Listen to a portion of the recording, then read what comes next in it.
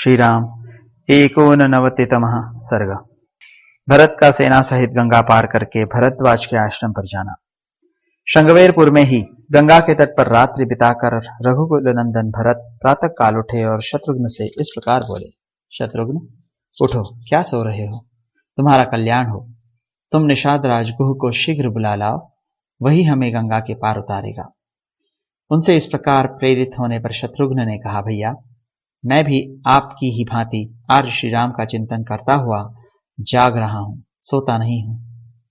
वे दोनों पुरुष सिंह जब इस प्रकार परस्पर बातचीत कर रहे थे, उसी समय गुह उपयुक्त वेला में आ पहुंचा और हाथ जोड़कर बोला, ककुत्स्थकुल भूषण भरत जी, इस नदी के तट पर आप रात में सुख से रहे हैं ना?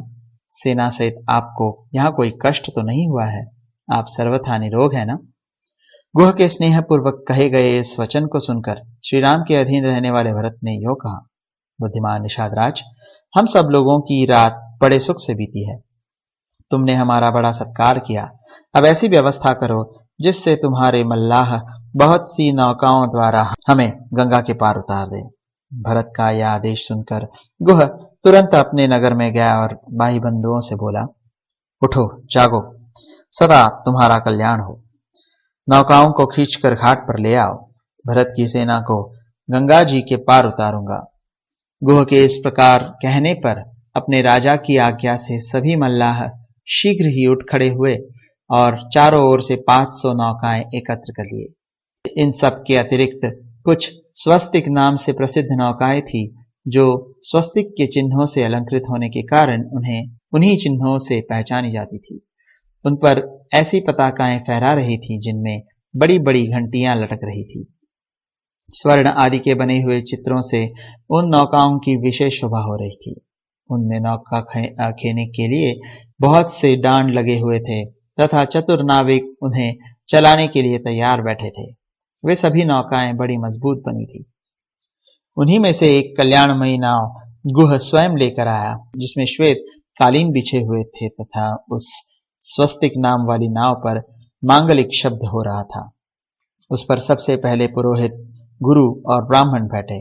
तत्पश्चात उस पर भरत, महाबली शत्रुघ्न, कौसल्या, सुमित्रा, कैकेयी तथा राजा दशरथ की जो अन्य रानियां थी, वे सब सवार हुईं। तदनंतर राज परिवार की दूसरी स्त्रियां बैठीं। गाड़ियां तथा क्रय विक्रय की सामग्रियां दूसरी नावों पर लादी गई। कुछ सैनिक बड़ी बड़ी मशालें जलाकर अपने खेमों में छुटी हुई वस्तुओं को संभालने लगे। कुछ लोग शीघ्रतापूर्वक घाट पर उतरने लगे तथा बहुत से सैनिक अपने अपने सामान को यह मेरा है, ये मेरा है, इससे इस तरह पहचान कर उठाने लगे। उस समय जो महान कोलाहल मचा वह आकाश में गूंज उठा। इस पर एक टिप्पणी है। यहाँ आवासमादीपयातम का अर्थ कुछ टीकाकारों ने यह किया है कि वे अपने अवस्था स्थान में आग लगाने लगे। आवश्यक वस्तुओं को लाद लेने के बाद जो मामूली झोपड़े और नगण्य वस्तुएं शेष रह जाती हैं, उनमें छावनी उखाड़ते समय आग लगा देना यह सेना का धर्म बताया गया है। इसके दो रहस्य हैं।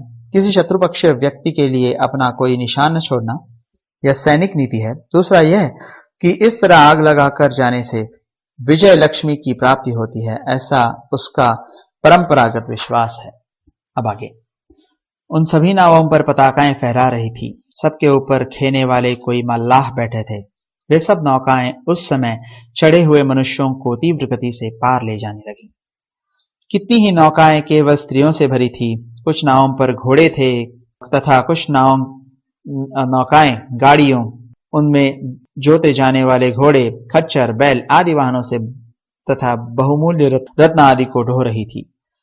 वे दूसरे तट पर पहुंचकर वहां लोगों को उतारकर जब लौटी, उस समय मल्लाह बंधु जल में उनकी विचित्र गतियों का प्रदर्शन करने लगे।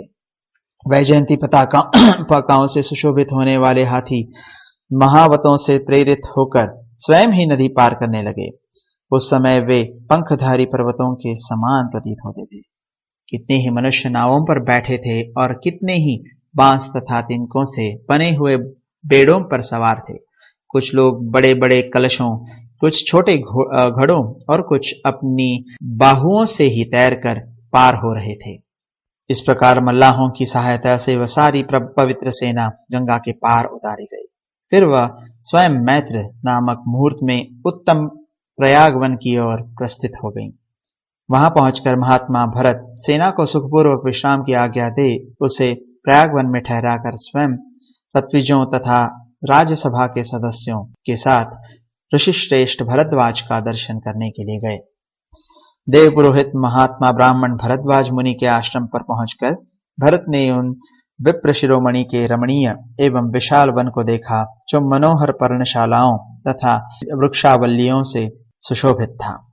इस प्रकार श्री वाल्मीकि निर्मित आर्ष रामायण आदि काव्य के अयोध्या कांड में 89वां सर्ग पूरा हुआ।